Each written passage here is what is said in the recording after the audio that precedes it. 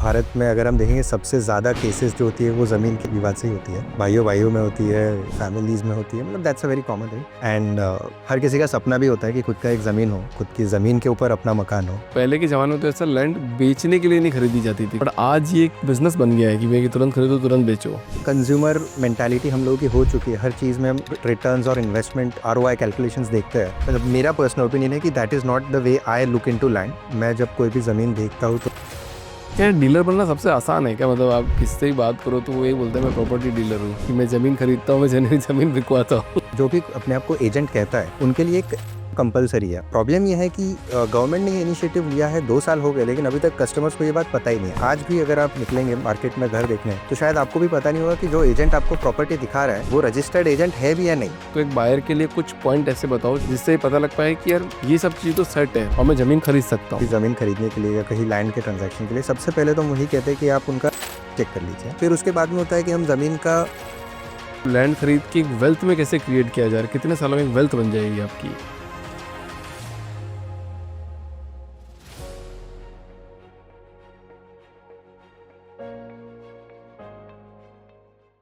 सो करण sir, बहुत बहुत स्वागत है आपका द फाउंडर्स ड्रीम के अंदर। आज एक ऐसे टॉपिक पे बात करने वाले हैं जिसमें भाइयों भाइयों में लड़ाई हो जाती है और वो आप चीज़ सेल करते हो, और वो है ज़मीन। और आप मुंबई में प्लॉटों का बिजनेस कर रहे हो, प्लॉट्स का बिजनेस कर रहे हो। वैसे ही प्लॉट है नहीं, ज़मीन है नहीं, तो आप ये ज़मीन ला कहाँ से रहे हो, बेच किसको रहे हो, सबसे पहले ये बताइए। First of all Abhishek, thanks for having me here and I am really glad to be on your show. आपका पॉडकास्ट देखा मैंने, 1-2 एपिसोड्स आपके देखे एंड आई वाज रियली मतलब impressed the way you engage people in talks. तो मैं सोचा एक बार I this opportunity to be here, so thanks for that first of all. And हाँ, मतलब अभी ज़मीन के ऊपर जैसे आपने कहा कि लड़ाई झगड़े, तो I mean just to put a stat there, Bharat में अगर हम देखेंगे सबसे ज़्यादा केसेस जो होती है वो ज़मीन के विवाद से ही होती है, भाइयों भाइयों में होती है, फैमिलीज़ में होती है, मतलब that's a very common thing. और ज़मीन तो ऐसी चीज़ है यार, वो तो अच्छी ज़मीन ढूंढ के लाना यही एक बहुत बड़ा टास्क है, शायद इसीलिए हम इस स्पेस में भी है। मुझे ये फील्ड में रहना पसंद है क्योंकि ज़मीन बेचने वाले लोग बहुत है, लेकिन अच्छी ज़मीन ढूंढ के लाना, जो अ, खरीदने के बाद में जो खरीद रहा है उसका भी आगे कुछ उसमें से मुनाफा हो, कुछ उसे रिटर्न्स मिले एंड उसको एक पीस ऑफ माइंड मिले, ये हमारा गोल रहा है। That is how we started working in this space and that's the founding principle of our company. मतलब हम यही कहते हैं कि ज़मीन, जैसे आपने कहा, अच्छी ज़मीन ढूंढना ये एक बहुत बड़ा टास्क है क्योंकि ज़मीन मिलती नहीं है। आपको लैंड अगर कहीं कोई बेच भी रहा है तो 9 out of 10 times there are always certain challenges behind it. कहीं लीगल चैलेंजेस सही होते हैं, कहीं टेक्निकल चैलेंजेस होते हैं। मतलब हम जब हम कोई भी प्रोजेक्ट या कोई भी लैंड बेचने के लिए एवेल्युएट करते हैं तो हमारी खुद की एक 26 पॉइंट्स की चेकलिस्ट है। तो हाँ, मुश्किल तो काम है, बट उसी में मज़ा है क्योंकि हर किसी का सपना भी होता है कि खुद का एक ज़मीन हो, खुद का एक घर हो, मकान हो, खुद की ज़मीन के ऊपर अपना मकान हो। एंड उसी सपने को पूरा करने के लिए हम ये जर्नी पे हैं। मुझे एक बात बताओ ना, कि जैसे ही पहले के ज़माने में तो ऐसा लैंड बेचने के लिए नहीं खरीदी जाती थी, कभी भी एज ए इन्वेस्टमेंट ऑप्शन नहीं माना जाता था। क्या ठीक है, खरीद ली तो खरीद ली। फिर आज पता चलता है कि दादाजी ने वो ज़मीन खरीदी थी तो आज करोड़ों रुपए जेब में आ रहे हैं। बट आज ये एक बिजनेस बन गया है कि भाई तुरंत खरीदो तुरंत बेचो। So in fact I am really glad आपने ये टॉपिक छेड़ा क्योंकि मेरे मेरे एक्सपीरियंस में ये बहुत बड़ा शिफ्ट रहा है लोगों की माइंडसेट में कि पहले लैंड को हम एक जनरेशनल एसेट देखते थे कि अगर मेरे पिताजी ने ज़मीन खरीदी है तो वो इस हिसाब से खरीदी थी कि ये मेरे बेटे के काम आएगा। अब जो एक कंज्यूमर मेंटालिटी हम लोगों की हो चुकी है, हर चीज़ में हम रिटर्न्स और इन्वेस्टमेंट आरओआई कैलकुलेशंस देखते हैं। मतलब वो कहीं न कहीं I think it is to do with the change in mindset of the generation.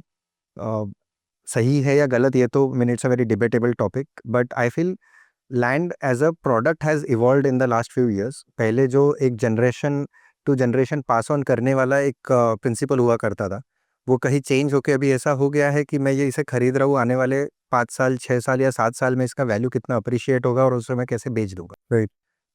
Personally if you ask my opinion, मेरे मेरे हिसाब से ये मतलब मेरा पर्सनल ओपिनियन है कि that is not the way I look into land. मैं जब कोई भी ज़मीन देखता हूँ तो मैं उसे 3 साल या 5 साल या 7 साल के हिसाब से नहीं सोचता हूँ। मेरा ओपिनियन है कि लैंड इज़ समथिंग इन्हेरेंटली जो आप 15 साल, 20 साल या 25 साल आगे का देखो। आप उसे इस हिसाब से देखो कि जो ज़मीन मैं खरीद रहा हूँ आज वो मेरे आने वाली नेक्स्ट जनरेशन के लिए मैं खरीद रहा हूँ।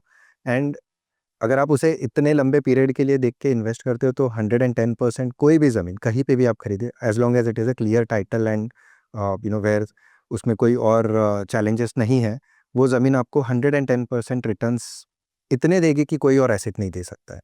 जैसे आपने कहा, और इनफैक्ट कि हमारे दादाजी लोग जो ज़मीन खरीदते थे, आज उन्हीं की वजह से जो उसको जिनके पास वो ज़मीन है, अपने दादाओं ने खरीदी हुई, आज वही लोग ट्रू सेंस में वेल्दी है। Right, right, right, right, right.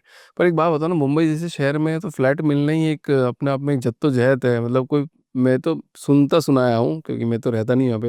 लोग बोलते हैं कि मतलब छोटे-छोटे घरों में करोड़ों-करोड़ों रुपए के फ्लैट मिल रहे हैं। छोटे-छोटे घर है, करोड़ों रुपए के फ्लैट्स हैं। तो ज़मीन का टुकड़ा तो फिर कितने में मिलता होगा? नहीं तो देखिए अभिषेक जी, मुंबई में ज़मीन ढूँढना ही, मतलब I would not suggest even किसी को कि आप मुंबई में ज़मीन ढूँढिए, क्योंकि ये बहुत बड़ा चैलेंज है। और वो सिर्फ़ उसके लिए है जिन्होंने शायद अभी आज से 30, 35, 40 साल पहले से जिन्होंने ज़मीन खरीदना शुरू किया है, जिन्होंने वैसा वेल्थ बनाया है, वो लोग आज ज़मीन मुंबई में शायद खरीद सकते हैं। हुँ। बट पर्सनली आज की डेट में भी जिस तरह से मुंबई सिटी ग्रो हो रहा है, जिस तरह से गवर्नमेंट इनिशिएटिव्स ले रही है कि आज आपने सुना होगा मुंबई का एक थर्ड वर्जन बन रहा है, मुंबई 3.0 या नैना जैसा शहर बन रहा है। तो वहाँ पे काफ़ी सारी लैंड मिलती है, और जिन्होंने आज मुंबई में, अगर आप सोचते हो कि आज मुंबई में करोड़ों के फ्लैट है, तो डेफ़िनेटली किसी ने तो ये ज़मीन कुछ आज से 30, 35, 40 साल पहले खरीदी होगी, 15 साल पहले खरीदी होगी, तभी आज उस पे वो इतना फ्लैट्स बना के करोड़ों रुपए उसमें से कमा पा रहा है। ये जो विज़न है आने वाले 15 या 20 साल की, यही हमेशा लैंड को आपको लैंड्स में से रिचनेस आपको दिलाती है, और आज की डेट में ये लैंड आपको जो मिल रही है वो मैक्सिमम मुंबई जो शहर हम कहते हैं, मुंबई शहर से 50 किलोमीटर टुवर्ड्स ईस्ट, मतलब टुवर्ड्स पुणे की तरफ या टुवर्ड्स नासिक की तरफ, या नॉर्थ में टुवर्ड्स गुजरात की तरफ अगर आप देखेंगे, तो मुंबई से एक 50 किलोमीटर के रेडियस में आपको अच्छी लैंड्स आज भी मिल जाएँगी। मतलब बाहर आउटर एरिया में बहुत ज़मीन है। जब आप फ्लाई करके आते हो तब देखते हो कि पूरा शहर मतलब सिकुड़ा हुआ है, बट आप आस-पास का देखोगे तो पूरा लैंड खाली दिखता है। मुंबई की खासियत ये रही है, Mumbai unlike any other city है। बाकी शहरों में होता है कि सिटी सेंटर होता है और सिटी चारों तरफ से बढ़ती है बाहर की तरफ। मुंबई का ज्योग्राफी ही ऐसा है कि मुंबई एक कॉर्नर है जो वी शेप में बढ़ रहा है। मतलब सर्कल तो है नहीं, क्योंकि एक तरफ पूरा समंदर है। जो भी जगह है वो आपके आधी, मतलब टुवर्ड्स द ईस्ट ही है, और उसमें भी ईस्ट में भी काफ़ी सारा पोर्शन जो है ऑलरेडी डेवलप हो चुका है, नॉर्थ काफ़ी डेवलप हो चुका है। तो अभी आपको जो मिल रहा है वो नॉर्थ, और नॉर्थ से लेके नॉर्थ ईस्ट के डायरेक्शन में जितना जगह मिल रहा है, that I think is the best investments. Some of the investments, अभी जैसे मैं, अभी हम उस टॉपिक पे है ही, तो मैं आपको बताऊँ, Alibag and Raigad district as a whole has evolved so much in the last 3 to 5 years in fact. Covid के बाद से अगर आप देखेंगे, जिस तरह से इंफ्रास्ट्रक्चर बूम हुआ है, नवी मुंबई इंटरनेशनल एयरपोर्ट वहाँ बन रहा है, आप देखेंगे अटल सेतु बना है, रोरो फेरी आई है to connect to Alibaug and Raigad district. In fact just recently I read about it कि नितिन गडकरी जी ने कहा है कि water taxis, in fact Navi Mumbai international airport के लिए वाटर टैक्सीज़ होंगी जो आपके मुंबई के अलग-अलग लोकेशन से निकलेंगी। सो जो इंफ्रास्ट्रक्चर मुंबई जैसे शहरों में आउटस्कर्ट्स के लिए मिल रहा है, that is because government also identifies कि जो कॉन्संट्रेशन है इस शहर के अंदर, उसे डिसेंट्रलाइज़ करना बहुत ज़रूरी है। Right. Need to push the infrastructure towards the outer sides, और आज उस लोकेशंस में आपको काफ़ी आसानी से बहुत अच्छे लैंड और प्लॉट्स मिल रहे हैं। In fact most of the developers are pro to develop land communities rather than apartment complexes. But अब देखा जाए तो ना, यहाँ पे ज़मीन के इन्वेस्टमेंट में बहुत मोटा पैसा लगाना पड़ता है, मतलब अच्छा खासा पैसा लगाना पड़ेगा। तो लोग डाइवर्ट कर रहे हैं अपने पोर्टफोलियो को, रादर देन कि ज़मीन में लगाएँ, काम करते हैं एसआईपी कर देते हैं, ट्रेडिंग से पैसा कमा लेंगे। वहाँ पे भी शिफ्ट है लोगों का। 100% है, and I think I am not someone जो ये कहूँगा कि नहीं आप वहाँ वो ना करते हुए ज़मीन में लगाएं। हुँ। मेरा पर्सनल ओपिनियन ही ये है कि आप हमेशा आपका पोर्टफोलियो जो है वो डाइवर्सिफाई करें। अगर कोई कहता है कि नहीं आप रियल एस्टेट में ना इन्वेस्ट करें, सिर्फ एसआईपी करें, तो आई वुड से कि वो कोई एक उनका एजेंडा है इसीलिए कह रहे हैं। काफ़ी इन्फ्लुएंसर्स ये करते भी है मार्केट में, बट आई फील आपका पोर्टफोलियो हमेशा डाइवर्सिफाइड होना ही चाहिए। लेकिन ज़रूरी नहीं है कि आपको लैंड खरीदना है तो बहुत मोटा पैसा लगता है। अगर आप स्मार्टली खरीदते हो, अगर आप सही जगह पे देखते हो, और आप आज की डेट में, अभी हम इस इंडस्ट्री में हैं, तो हमारे पास कम से कम 20 लाख रुपए से इन्वेस्टमेंट के ऑप्शंस भी है प्लॉट और ज़मीन के लिए। ऑफ कोर्स मुंबई से बाहर अगर हम जाएँगे तो मिलते हैं, बट आने वाले फ्यूचर के लिए अगर मैं आज से एक 8 से 10 साल की बात करता हूँ, तो वो लोकेशन कोई ऐसा नहीं है कि यहाँ से हम 5 घंटा ड्राइव करके जा रहे हैं। आज भी अगर हमें जाना है तो मुंबई से 90 से 100 मिनट के अंदर हम वो लोकेशन पे पहुँच जाते हैं, और 20-25 लाख में आपको काफ़ी सुंदर, काफ़ी प्रॉपर्ली डेवलप्ड इंफ्रास्ट्रक्चर के साथ, सारी फैसिलिटीज़ के साथ प्लॉट्स मिलता है। So investment is all about keeping your horizon open. अगर हम सोचते हैं कि मुझे तुरंत सिटी के पास में ही लेना है इन्वेस्टमेंट, तो ऑफकोर्स मोटा पैसा लगेगा, क्योंकि हर कोई जानता है, बेचने वाला भी जानता है कि यहाँ पे सारा इंफ्रास्ट्रक्चर और लोकेशन एडवांटेज है. क्या डीलर बनना सबसे आसान है क्या? मतलब आप किसी से भी बात करो तो वो यही बोलते हैं मैं प्रॉपर्टी डीलर हूँ, कि मैं ज़मीन खरीदता हूँ, मैं ज़मीन बिकवाता हूँ। शायद मैं कहूँगा आज से एक 5 साल पहले तक बहुत आसान था भी ये चीज़. क्योंकि आप पान की दुकान वाले के पास भी पूछोगे यार कोई ज़मीन खाली है क्या, तो वो बोल देता है कि हाँ भाई साहब मुझे पता है, लो मैं लेके चलता हूँ। हाँ, क्योंकि मतलब प्रॉपर्टी डीलिंग ऐसा है ना कि वो सुनी-सुनाई बातों में ही काफ़ी जगह प्रॉपर्टी डीलिंग हो जाती थी, लेकिन it is changing a lot right now. अगर आप देखेंगे अभी रेरा जब से पिक्चर में आया है, सो काफ़ी सारे बायर्स को, जो इन्वेस्टर्स, उनको पता भी नहीं है अभी तक कि रेरा ने 2 साल पहले एक मैंडेटरी एग्ज़ाम कंपल्सरी किया है. सारे जो भी अपने आप को एजेंट कहता है, उनके लिए एक एग्ज़ाम कंपल्सरी है. जिससे उन्हें लाइसेंस मिलता है. जैसे हम स्टॉक ब्रोकर के पास एक लाइसेंस होता है, वैसे रियल एस्टेट ब्रोकर के पास भी एक लाइसेंस मैंडेटरी है. आपको एक एग्ज़ाम देना है, बाकायदा ट्रेनिंग लेना है. You have to give the exam. अगर आप एग्ज़ाम पास करते हो तो आपको लाइसेंस मिलेगा, और तो ही आप एज ए एजेंट आप काम कर सकते हो. अभी प्रॉब्लम ये है कि गवर्नमेंट ने ये इनिशिएटिव लिया है, 2 साल हो गए, लेकिन अभी तक कस्टमर्स को ये बात पता ही नहीं है. आज भी अगर आप निकलेंगे मार्केट में घर देखने, तो शायद आपको भी पता नहीं होगा कि जो एजेंट आपको प्रॉपर्टी दिखा रहा है, वो रजिस्टर्ड एजेंट है भी या नहीं.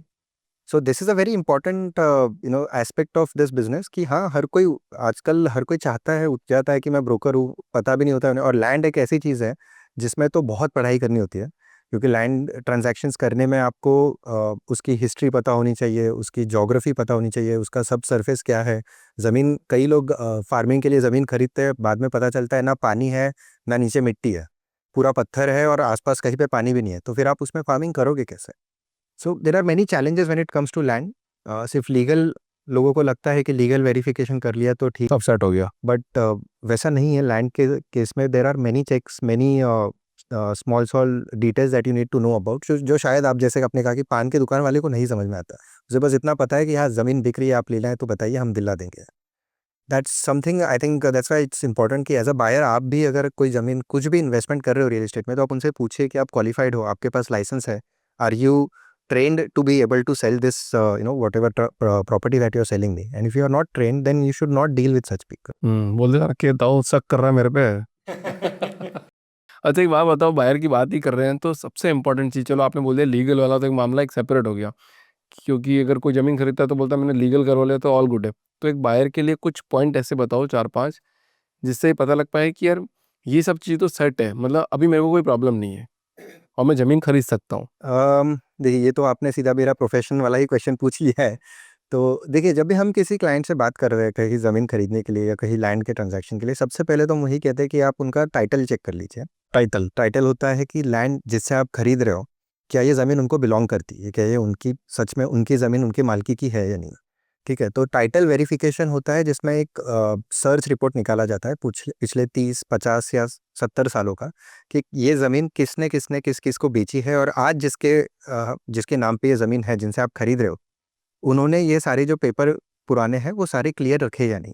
सो title verification I think is the most important thing. फिर उसके बाद में होता है कि हम ज़मीन का जो मतलब depending on what kind of land it is now, अगर हम एनए प्लॉट की बात करते हैं तो आपको रेरा रजिस्ट्रेशन मिल जाता है. आज रेरा की वजह से काफ़ी काम आसान हो चुका है कि रेरा, अगर आपका एनए प्लॉट है तो रेरा वेरिफिकेशन आप कर लीजिए, बाकी सारी चेक्स तो वैसे ही हो चुकी होती है. इंपॉर्टेंट एस्पेक्ट है, आप उनसे पूछिए कि आपकी ये फैमिली में कौन कौन है, is there any immediate sibling, आपके कोई भाई या बहन है. अगर है तो उनसे आपने एक एनओसी लिया है क्या कि आप ये ज़मीन बेच रहे हैं. इफ़ नहीं लिया है तो पहले आप ये कहिए कि उनसे आप पहले एनओसी लेके दीजिए. आई डोंट वांट कि मैंने आज ज़मीन खरीद ली और आज से 5 साल बाद कोई आके मुझे कह रहा है कि अरे नहीं, ये ज़मीन पे तो मैंने बेचने का राइट ही नहीं दिया था. So it's a very important check. और ऐसे बहुत सारे छोटे-छोटे चेक्स हैं जो हम इंश्योर करते हैं whenever we are dealing in land, क्योंकि as a buyer, see I don't blame, as a buyer आपको ये सब पता होने के चांसेस नहीं के बराबर है. I mean, how many things will you put into. I have been dealing into land for 10 years. अभी भी शौक लगता है, कई चीज़ें ऐसी आती है कि हमें पता ही नहीं होता है. नहीं बताते, मेरे को एक बात बताओ कि यहाँ पे एक छोटा सी कॉमन क्वेश्चन आ रहा है कि इंश्योरेंस एजेंट भी यही बोलते हैं बात सारी, कि यार आपने इंश्योरेंस ले लिया, हम सब चीज़ इंश्योर कर रहे हैं, ये आपको इतना पैसा मिल जाएगा। और फिर वो इंश्योरेंस एजेंट का पता नहीं होता है, सेम रियल एस्टेट में होता है कि आप जब ज़मीन खरीद लो, तो एक किस्सा बताता हूँ, एक बहुत बड़े माइथोलॉजिस्ट है, वो आए थे एक बार पॉडकास्ट में, तो उन्होंने मेरे को बताया कि यार हमने ज़मीन खरीदी और पता पड़ा कि गवर्नमेंट ने रजिस्ट्री हो गई, सब कुछ हो गया, एवरीथिंग इज डन, पता पड़ा गवर्नमेंट ने बोला नहीं है तो हमारी ज़मीन है, हम आपको नहीं बेचेंगे। तो जो 7-8 करोड़ की ज़मीन थी अब उस पे केस चल रहा है और उस पे कुछ नहीं कर पा रहे। तो ऐसे बहुत से केसेस होते हैं अभिषेक जी। मैं रिसेंटली पढ़ने में मेरे आया एक ऑलमोस्ट 10 साल पुराना केस है। आप मानेंगे नहीं, 1100 एकड़ और 400 करोड़ का ये पूरा बहुत बड़ा स्कैम था। बहुत से लोगों ने, आई थिंक जहाँ तक मुझे याद है, कुछ 200-300 लोगों ने मिल के पैसे लगाए थे इन बाइंग लैंड्स। एक बड़ी कंपनी थी, I will not take the names, but क्योंकि उनका अभी भी केस चल रहा है। बट उन्होंने करजत, मतलब मुंबई के आसपास और पुणे के आसपास ऐसे ही पूरे के पूरे पहाड़ खरीद के उसको इन्वेस्टर्स को बेचना शुरू किया। उनको उनको काफ़ी ऑफर्स दिए कि आपसे हम 4 साल में दुगने भाव में वापस खरीद लेंगे आपको, बिना बैंक के। हम लोग, उन्होंने ईएमआई स्कीम देना शुरू कर दिया कि हम आपको ईएमआई दे रहे हैं, आप 2-3 साल तक फेज बाय फेज पैसे भरते रहिए, बदले में डॉक्यूमेंट ना करते हुए सिर्फ एमओयू साइन किया है। तो कहीं ना कहीं मुझे लगता है ये बायर का भी बहुत बड़ा रिस्पॉन्सिबिलिटी है कि जो आपको जो भी चीज़ बता रहा है, आप उनकी ऑफिस, मतलब कई बार होता है ना कि हम जाते हैं किसी बिल्डर के ऑफिस में, बहुत बड़ा आलीशान सा ऑफिस दिखता है सिटी में, और हम सोचते हैं कि यार इतना बड़ा ऑफिस है तो अच्छा ही होगा, छोड़ के तो नहीं भागेगा। भागेगा नहीं। बट ऐसा ज़रूरी नहीं है, क्योंकि मेरा पर्सनल ओपिनियन है कि आप जब भी ज़मीन खरीद रहे हो ना, आप ये मत देखो कि कितना चकाचौंध है। आप एक्चुअल ज़मीन पे जाओ, आप देखिए, जाके देखिए कि जो हम चीज़ खरीद रहे हैं वो कैसी है, वहाँ पे इंफ्रास्ट्रक्चर है क्या, वहाँ पे डेवलपमेंट हो रखी है क्या, वहाँ पे आपको जो डॉक्यूमेंट वो बना रहे, आप एमओयू मत साइन कीजिए। ज़मीन खरीद रहे हैं ना, आप प्रॉपर रजिस्टर्ड अग्रीमेंट कीजिए। अगर आप पैसा दे रहे हो तो रेरा भी कहता है कि 10% से ज़्यादा पैसा अगर आप देते हो तो पहले तो अग्रीमेंट टू सेल साइन कीजिए, और जैसे ही आपका पेमेंट हो जाता है सेल डीड करके प्रॉपर्टी अपने नाम पे ट्रांसफ़र करवा लीजिए।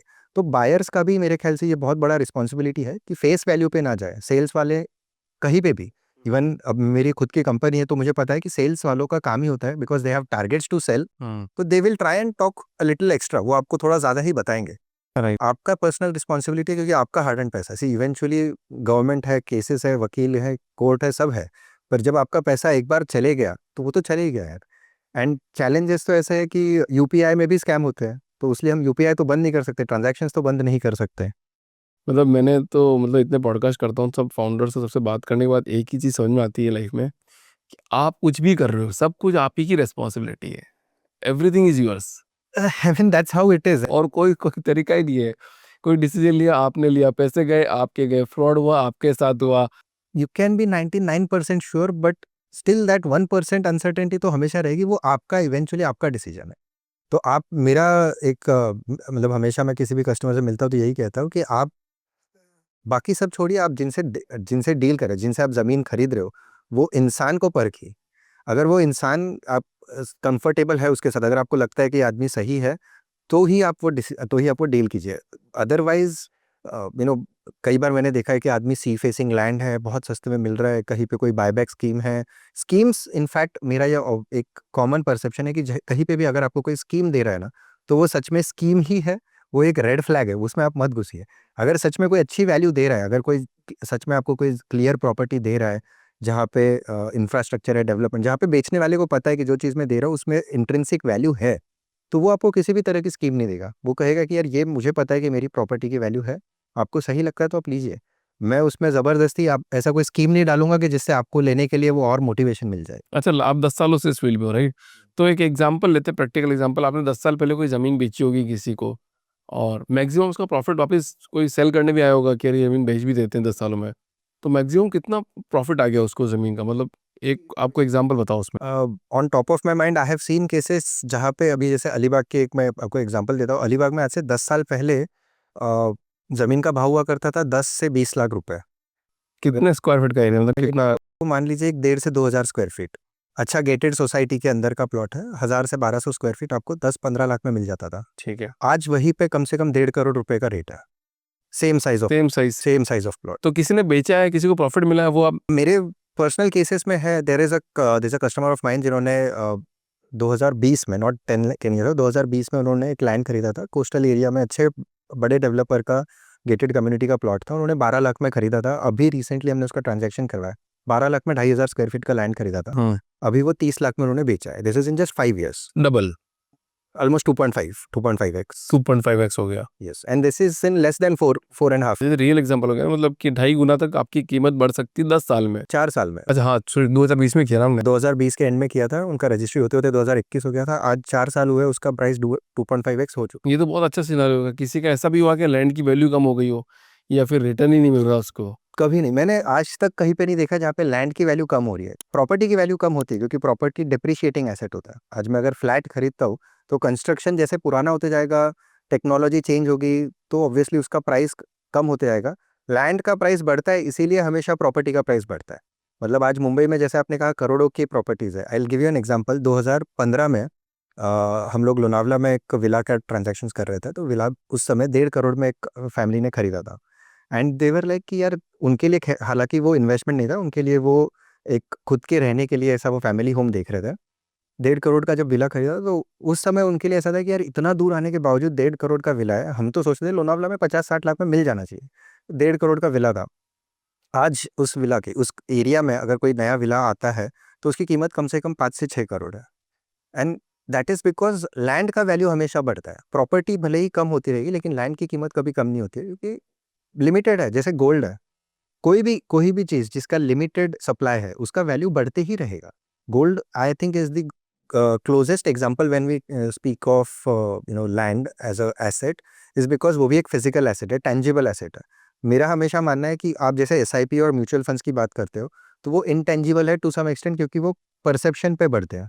शेयर मार्केट जो है वो परसेप्शन पे ड्राइव करता है आगे। Where land and gold are things जो फिजिकल एसेट्स है, जिनकी जितनी जितनी स्कार्सिटी होती जाएगी।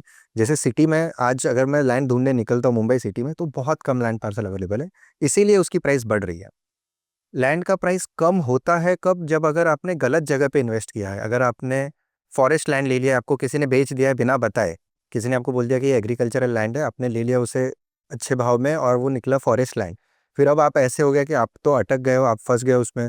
फिर आपको उसको आप फंसे हो तो बाहर निकलने के लिए आप सोचते हो कि यार मैंने 1 करोड़ में खरीदी थी, चलो कोई मुझे 50 लाख भी दे दे तो चले, मैं निकल तो जाऊँ इसमें से। Yes, that happens, but in my experience I don't know anybody who had to go. जिस हिसाब से प्रॉपर्टी के दाम बढ़ रहे हैं ना, आने वाले 50 से 60 सालों में मतलब एक आम जनता की रीच से बाहर हो जाएगी प्रॉपर्टी खरीदना, पहली चीज़ तो।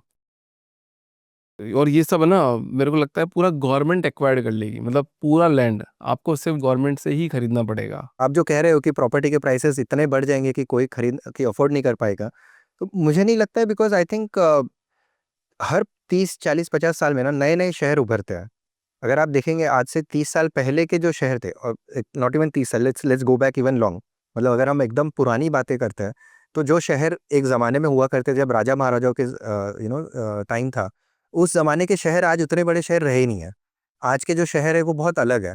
और आज से 30 साल 50 साल या 100 साल बाद अगर हम देखेंगे तो जो सिटीज़ को हम सिटी मानते हैं, शायद वो सिटीज़ रहे ही ना। वो मतलब they will be a important place है, सिग्निफिकेंट प्लेसेस रहेंगे, लेकिन नए शहर उभरेंगे, नई जगहें जाएंगे, लोग वहाँ शिफ्ट होंगे, नई अपॉर्चुनिटीज आएंगी और वहाँ पे still real estate will be affordable. तो मैं आज एक आपको एग्जांपल देता हूँ। हमारे एक फैमिली फ्रेंड्स हैं, उनका मुंबई में फ्लैट है। अभी उनके बेटी की शादी हो गई तो मतलब दोनों जो अंकल आंटी है दोनों अकेले ही रहते थे, तो मुंबई का फ्लैट उन्होंने रेंट पे दे दिया है। और वो जाके रहते हैं गुजरात में, एक छोटा शहर है उनका जो होम टाउन हुआ करता था, वहाँ पे वो शिफ्ट हो गए। यहाँ का जो रेंट आ रहा है उनको, यहाँ पे उनको लगभग 50,000 का रेंट आता है फ्लैट का, वहाँ पे वो 7,000 के रेंट में इससे दुगने बड़े फ्लैट में रह रहे हैं। अच्छी क्लीन एयर है, खाना पीना सब फ्रेश मिल रहा है, पोल्यूशन नहीं है, ट्रैफिक नहीं है, अच्छा लाइफ जी रहे हैं। और उनको इसके लिए मतलब जो उनकी लाइफस्टाइल सस्टेन करने के लिए जो इनकम आ रहा है वो यहाँ की प्रॉपर्टी से आ रहा है। So I think that is also very important factor कि आपका जो इन्वेस्टमेंट होता है ना वो आपको कहीं वेस्ट नहीं जाता है। और प्रॉपर्टी के प्राइसेस भले ही बढ़ रहे हैं लेकिन आपकी लाइफस्टाइल चेंज होती है, जैसे जैसे एज आपका बढ़ते जाएगा आपकी लाइफस्टाइल की रिक्वायरमेंट्स चेंज होंगी। आप सिटी से थोड़ा दूर जाओगे तो डेफिनेटली आप अफोर्ड कर पाओगे। मतलब ना आप थोड़ा सा एक सजेशन दो कि मतलब लैंड खरीद के एक वेल्थ में कैसे क्रिएट किया जाए, कितने सालों में एक वेल्थ बन जाएगी आपकी? देखिए, वेल्थ के लिए again coming back to that same topic कि हमें कंज्यूमर मेंटालिटी से निकल के will have to go into a generational wealth creation mentality. जो भी बड़े डेवलपर्स, जो भी बड़े वेल्दी पीपल है आप देखेंगे, they are people who invest in property for a very long term. वो ये नहीं देखते कि 5 साल में मेरा कितना आरओआई होगा, 7 साल में क्या रिटर्न्स मिलेंगे। They are talking of investments for next 15, 20, 25 years. और that is when we say generational wealth, इसका मतलब ही होता है कि जो हम जनरेशन टू जनरेशन पास करेंगे। Wealth is created over a long term. कोई भी आदमी जो वेल्दी है वो रातों रात नहीं बना है। Wealth creation itself is a process, it takes years and years of grinding and hard work. तो आप जब इसी फिलॉसफी को आप रियल एस्टेट में भी अप्लाई करते हो, तो आप इसको देखिए कि आज से आने वाले 15 या 20 या 25 साल बाद में कहाँ पे सिटी ग्रो होगी, कहाँ पे डिमांड आएगी। एंड उस पर्सपेक्टिव से जब आप इन्वेस्टमेंट करोगे तो 110% you will be able to grow generational wealth. आप लैंड खरीदोगे तो आप ये मत देखिए कि मुझे आज सिटी से जस्ट बाहर 1200, 1500 या 2000 स्क्वायर फीट का प्लॉट मिल रहा है तो मैं वो खरीद लेता हूँ। उतने ही पैसे में आप और 50 किलोमीटर आगे जाएंगे तो शायद उतने ही पैसे में आपको वहाँ पे 2-5 एकड़ की ज़मीन मिल जाएगी। आप वो लेके रखिए। 2-5 एकड़ आप जब आज खरीदते हो, अभी one of our developers, I know that, कि वो एक आईटी एम्प्लॉई है। उन्हीं के फ्रेंड्स ने बहुत सारे ऐसे प्लॉटेड इन्वेस्टमेंट किए, बट उन्होंने क्या किया, उन्होंने दापोली करके एक टाउन है, वहाँ पे उन्होंने 5 एकड़ की ज़मीन खरीदी। और 2 साल बाद उसी के बाजू में और 5 एकड़ करते करते वहाँ पे 15-20 एकड़ खरीद लिया। आज वहाँ पे उन्होंने खुद का एक प्लॉटिंग का प्रोजेक्ट स्टार्ट किया और बहुत अच्छा बहुत ब्यूटीफुली डेवलप किया है। उसको हमने बेचा भी, उसमें से काफ़ी मतलब हमने उसमें काम किया उनके साथ में। And that is a very big difference in generational wealth. जितने पैसों में उनके कुछ कलीग्स ने एक प्लॉट खरीदा था, उतनों में आज इन्होंने लैंड खरीदी है, उसको आगे उसको फ्रैगमेंट करके डेवलप करके बेचा है।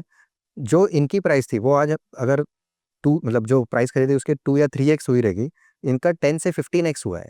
क्योंकि उन्होंने विजन अलग रखा था। उन्होंने ये नहीं सोचा था कि मुझे आज लेके 2-3 साल या 5 साल में परसेंटेज आरओआई कितना होगा। उन्होंने देखा था कि इसका मैं वैल्यू क्रिएशन कैसे कर पाऊंगा। सो जनरेशन वेल्थ अगर लैंड से हमें करना है ना, तो we have to think of value creation and not just flipping of properties. Real estate सिर्फ ये नहीं है कि घर ज़मीन खरीद दो और बेचो बिकवा दो। बिल्कुल नहीं, बिल्कुल नहीं। क्योंकि ऐसे ही लोग देखे हैं, मतलब आप बताओ क्या क्या डिफरेंस होता है, मतलब क्या, मतलब कि अच्छा रियल एस्टेट में जाने के लिए क्या करना चाहिए? आई हैव सीन पीपल जो सिर्फ खरीदो बेचो तो बहुत दूर की बात है। So I know a group of friends, I tell you a very interesting किस्सा हुआ है हमारे साथ। काफ़ी रिसेंट ही किस्सा है। 4 दोस्त लोग थे, 4 दोस्त लोगों ने मिलके आए थे हमारे पास कि हमें एक प्लॉट खरीदना है। एंड उनका क्लियर एक एजेंडा था कि we don't want to buy develop plots. उनका प्लान था कि 4 लोग मिलके हम लोग 20-25 लाख ईच कंट्रीब्यूट करेंगे और हम चाहते हैं कि एक बड़ा पीस ऑफ लैंड खरीदें। उसमें उन्होंने खुद का एक कम्युनिटी, इसलिए नहीं कि वो खरीद के उसको बेचे, उन्होंने वो खरीद के उसके ऊपर एक खुद का छोटा सा कम्युनिटी बनाया। सो 4 दोस्तों में एक फार्मिंग कर रहा है, मतलब सब छोटे से छोटा, आपका पेड़ पौधे सब्जी उगाने से लेके तो फ्रूट्स तक का सब फार्मिंग कर रहा है। एक है जो बेसिक चीज़ें संभाल रहा है। So each of them is handling, I mean it's a lifestyle that they have built. और मुझे वो बहुत इंटरेस्टिंग लगा कंसेप्ट, क्योंकि दीज आर पीपल जिन्होंने पूरा लाइफ कॉर्पोरेट लाइफ जिया है, but now they are into permaculture, they are into organic farming, doing lot of things. They set up the small hydroponic का एक प्लांट सेटअप किया खुद के ही प्रोजेक्ट के अंदर, उस लैंड के अंदर। And when I asked them कि आपका इंटेंशन क्या है, do you want to sell this, आपको मतलब एक होता है कि जब कोई 4-5 लोग मिलकर खरीदते हैं तो उनके दिमाग में होता है कि हम इसको प्लॉटिंग करके बेच के पैसा कमा लें। क्वाइट दी अपोजिट उनका था कि हमने पैसा बहुत कमा लिया, अलग अलग अपने कॉर्पोरेट लाइफ में बहुत सक्सेसफुल रहे, अब हमें बस सेटल होना है और हमें चाहिए कि हम कुछ ऐसा बिल्ड करें जो हमारे बच्चों के लिए एक उनके ननिहाल या उनका मतलब जो ग्रैंड पेरेंट्स के तौर पे जब हम बच्चे थे, तो मैं जब अपने ननिहाल जाता था तो मेरी कुछ अच्छी यादें हैं। वो उनका कहना था कि हम वो बिल्ड करना चाहते हैं। So there are many things. मैंने स्ट्रैटेजी में, आप जो जो आपने मुझे पूछा कि व्हाट इज दिस खरीदो और बेचो वाला जो एक फंडा है, उससे बहुत आगे निकल चुके हैं ऑलरेडी। खरीदो बेचो वाले जो फ्लिपर्स है, आई थिंक आज के डेट में वो सिर्फ कुछ एजेंट्स हैं जो ये हरकत करते हैं। बाकी कस्टमर जो जो सच में एंड यूज़र है, वो तो आज बहुत नए नए इनोवेटिव आइडियाज सोच रहा है। आई हैव सीन पीपल जो फ्रैक्शंस में लैंड खरीदते हैं। आप 100 रुपये स्क्वायर फीट से भी लैंड में इन्वेस्ट कर रहे हो। ऐसे भी प्लेटफॉर्म्स है आज जो आपको 100 रुपये स्क्वायर फीट से इन्वेस्टमेंट के ऑप्शन दे रहा है। राइट। तो उसको उन्होंने लैंड को शेयर मार्केट बना दिया है। So many many innovative ideas that are coming in. मतलब क्राउड सोर्सिंग से भी आप एक अच्छा बिजनेस बना सकते हो, मतलब खुद ही 4-5-15-20 दोस्त मिलके अच्छे खासे पैसे इकट्ठे करके। अगर आप देखेंगे तो मैक्सिमम डेवलपर्स, आज की तारीख के जो बड़े बड़े डेवलपर्स हैं, वो उन्होंने शुरुआत ऐसे ही किया था। मतलब when I am in this business, it comes through my father, क्योंकि उन्होंने कभी एक ये शुरू किया था। और शुरुआत ऐसी ही थी कि कुछ दोस्तों ने मिलकर ज़मीन खरीदी है, उसको उन्होंने जोन चेंज करवाया, एनए करवाया, डेवलप किया, प्रॉपर रास्ते, पानी, बिजली की अरेंजमेंट की और उसको फिर एक एक प्लॉट करके बेच दिया. This is not something which is new. Crowd sourcing of land is not new.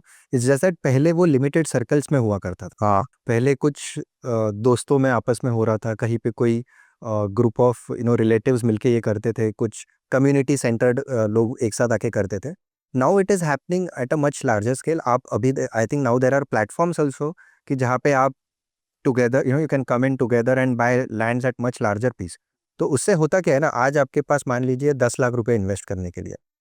अभी 10 लाख रुपए में वैसे अगर मैं ढूंढने निकलूँ तो मुझे कहीं पे भी ढंग से एक साइजेबल प्लॉट नहीं मिलेगा खरीदने के लिए. लेकिन 10 लाख में आज भी अगर मैं यहाँ से एक 60-70 किलोमीटर जाता हूँ towards Raigarh district, towards Pune district, तो आपको एकड़ में लैंड मिलती है. मतलब 10-15 लाख में आपको 1 एकड़ 2 एकड़ ज़मीन मिल जाती है. अब आप अगर ऐसे 10 लोग मिलके खरीदने जाते हो तो आप आराम से 15 से 20 एकड़ लैंड खरीद सकते हो, जिसको आप देन डेवलप करो, उसमें आप इन्वेस्ट करो, वैल्यू क्रिएट करो एंड उसको एज अ प्लॉट आप बेचो. सो ये 10 लाख की वैल्यू इजीली 50 to 60 lakhs हो सकती है when you create value into it. And for that आप अकेले नहीं खरीदोगे. आप अकेले 1 एकड़ खरीदोगे तो उसमें आप ना कुछ डेवलप कर पाओगे, ना उसमें आप कुछ जोन चेंज कर पाओगे या कुछ. लेकिन जब आप क्राउड सोर्सिंग करके आप 15, 20, 25 लोग एक साथ ये करते हो तो आपको डेफिनेटली उसमें से काफ़ी अच्छा रिटर्न्स मिलता है. वाह, काफ़ी काफ़ी डीप थॉट है ये, मतलब कि मतलब कोई नया बिजनेस स्टार्ट करना हो तो कैसे स्टार्ट किया जा सकता है बहुत इजीली. मतलब किसी को अगर रियल एस्टेट में आना है, मतलब कोई नया बंदा है बिल्कुल, जिस हिसाब आपके तो फादर से इनहेरिट हुआ है ये, कोई एकदम नया, मतलब मेरे को अगर बिजनेस में आना है, रियल एस्टेट के बिजनेस में, तो मेरे को पहला कदम कहाँ पे उठाना चाहिए? अभी के डेट में तो आपको सबसे पहले लाइसेंस लेना है सीख, बट मोर इम्पोर्टेंटली आप ग्राउंड पे जब आप रहोगे ना, सी रियल इस्टेट में मुझे लगता है कि जब आप ये मेरा पर्सनल एक्सपीरियंस है कि if you are in love with land या in with property, you can be a very successful person in that. But if you are looking it just as a business कि मुझे सिर्फ properties बिकवा के देना है लोगों को, तो क्या है ना, आज मार्केट में everyone is very smart. जो बायर है वो भी जानता है कि this person is here just trying to sell me, he is himself is not convinced. मैंने रिसेंटली खुद के लिए भी एक प्लॉट लिया है. पुणे में मैंने खुद का घर बनाने के लिए प्लॉट लिया. I never bought a flat. मैंने कभी फ्लैट लिया ही नहीं था, क्योंकि मेरा पर्सनल एफिनिटी रहा है ज़मीन से. मैं हमेशा से मेरा ये गोल रहा है कि मुझे खुद का मकान बनाना है खुद की ज़मीन पे. तो when I talk to people and when I tell them कि मैं सिर्फ बेच नहीं रहा हूँ, मैंने खुद भी ज़मीन खरीद के उस पे घर बनाया है, मैं खुद का घर बनवा रहा हूँ उस पे. मैं जहाँ पे भी wherever we are working, जो भी प्रोजेक्ट पे हम काम करते हैं लैंड के लिए, वहाँ पे मैं इंश्योर करता हूँ कि मैं खुद वहाँ पे इन्वेस्टेड हूँ, मैं खुद भी वो लैंड खरीद रहा हूँ. तो मेरा हमेशा यही सजेशन है कि आप अगर इस बिजनेस में आना चाहते हैं, कोई भी नया पर्सन इसमें आना चाहता है, first you understand the business, you fall in love with it. आप सच में आपको उसके छोटी से छोटी चीज़ के बारे में जितना आप इन्फॉर्मेशन नॉलेज गैदर कर सकते हो करिए, और वो होते रहेगा. ऐसा नहीं है कि आप ये सब करोगे और फिर स्टार्ट करोगे.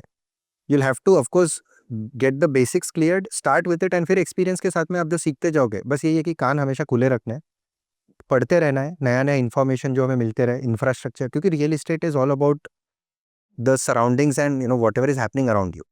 रियल इस्टेट इज मतलब एक छोटी छोटी चीज़ से बहुत फर्क पड़ जाए. जैसे मैंने आपको बताया, अलीबाग में मार्केट के प्राइसेस 10 साल में ऑलमोस्ट 5 से 6 गुना बढ़ गए. इज बिकॉज अलीबाग के तरफ में डेवलपमेंट हुआ. भले डायरेक्ट अलीबाग में इंफ्रा ना ग्रो हो, लेकिन नवी मुंबई इंटरनेशनल एयरपोर्ट आ रहा है, नैना का प्रोजेक्ट आ रहा है, अटल सेतु बना है, रोरो फेरी आया है. ये पिछले 10 साल में जो इंफ्रा ग्रोथ हुआ है, उसी की वजह से लैंड के प्राइसेस बढ़ी है. So as a person, I am someone who likes to study data a lot. मेरा ये मानना है कि आप सिर्फ ट्रेंड मत फॉलो कीजिए, आप डेटा को देख के उसको आप समझिए कि उसका इम्पैक्ट क्या होने वाला है किसी रीजन पे. जब किसी इन्वेस्टर को मैं कोई प्रॉपर्टी सजेस्ट करता हूँ तो मैं ये नहीं कहता हूँ कि आज आप यहाँ पे ये सब हो चुका है, आप यहाँ पे खरीद लीजिए. आई ऑलवेज सजेस्ट कि ये सब आगे अभी इस लोकेशन में तो ऑलरेडी ग्रोथ हो गई. आज अगर हम मुंबई 3.0 की बात करते हैं, तो कोई भी क्लियर टाइटल एनए प्लॉट आपको लैंड अगर आप देखते हो तो आपको 1 से 1.5 करोड़ के नीचे मिल ही नहीं सकती है. ऑलरेडी प्रॉपर्टी प्राइसेस हो गए. तो आपका अगर बजट ही 20-25 लाख है तो आप मुंबई 3.0 में मत देखिए, आपको इन्वेस्टमेंट करना है. If your goal is not कि मुझे खुद का घर बनाना है, मुझे लैंड में इन्वेस्ट करना है, तो आप आज मुंबई 3.0 से भी आगे जाइए. Go to Khopoli, go to Pali, go to locations which are on the south side of Alibag, क्योंकि ये लोकेशंस आज है जहाँ पे अभी भी मार्केट में ग्रोथ है, वहाँ पे अभी भी इंफ्रास्ट्रक्चर ग्रो होना बचा है. I mean it is going to happen in future.